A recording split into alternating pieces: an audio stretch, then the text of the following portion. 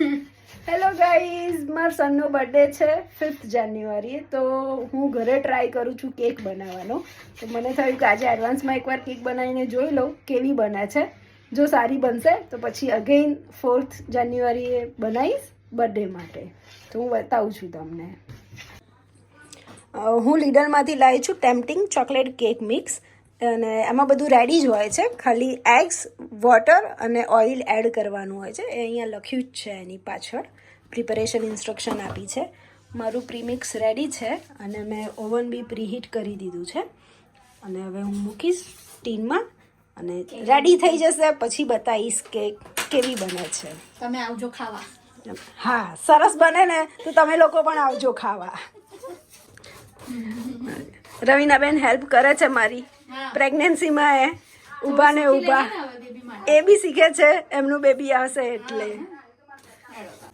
જુઓ, મેં ઓવનમાં મૂકી દીધું છે. હવે એને 200 સેલ્સિયસ ઉપર રાખવાનું છે 22 મિનિટ સુધી લખ્યું છે પહેલાંના પ્રી ઇન્સ્ટ્રક્શન. હું કેક બનાવવા ગઈ અને એકચ્યુઅલી એમાં થયું કે હું ટીનમાંથી જ્યારે કેક ટીન ઓલામાંથી આપણે મૂક્યા પછી નીકાળીએ ને, તો હું નીકાળતી હતી. જ્યારે મેં ઉલટું કર્યું ને તો એમાં વચ્ચેનો જે ભાગ હોય એ એમાં જ રહી ગયો અને કેક આવી રીતે બહાર નીકળી ગઈ.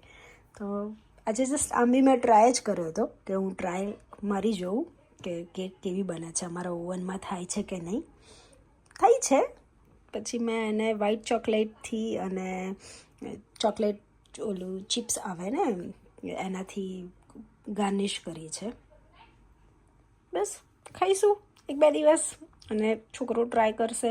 બધા ઘરમાં થોડું ટ્રાય કરશું એટલે. બટ એ કેક પ્રીમિક્સમાંથી બહુ સરસ કેક બને છે. લેટ્સ સી, ટ્રાય કરીએ એટલે ખબર પડે. ચાલો, શિવ કેક કટ કરે છે એડવાન્સમાં. ઓકે, શિવ અને બા આયા છે અમારા ઇન્ડિયાથી. શિવના બા. Happy birthday to you Shiv. પછી ખલાવાનું શિવ.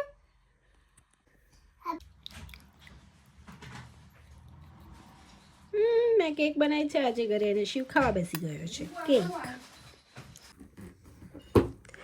શિવની બર્થડે છે 5th જાન્યુઆરી અને શિવ માટે ગિફ્ટ લાયા છે શિવના મામું. શિવ, કોણ લાવ્યું છે ગિફ્ટ? મામું લાયા છે.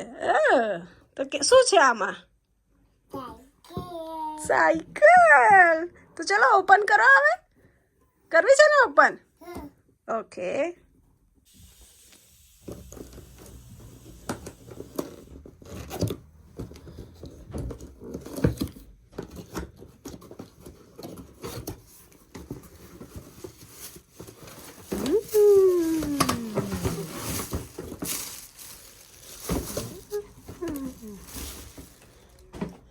Blue colour.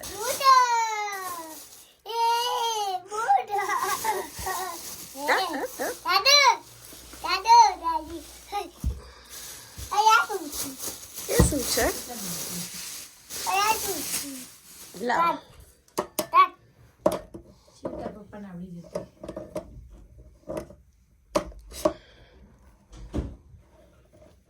ખબર મામા કરે છે સ્કૂટર છે.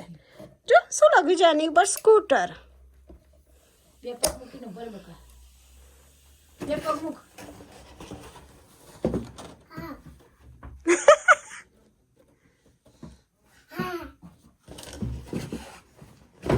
બે પગ મૂકી દેવાના બકા. લાવો આને આમ લો. ચલો હવે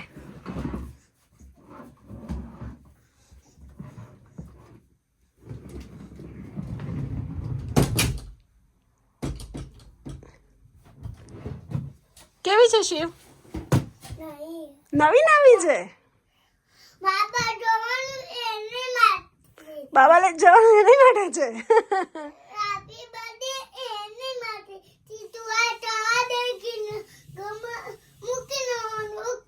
ઓકે, તો કેમ આપી મામુએ તને? હેપી બર્થડે છે.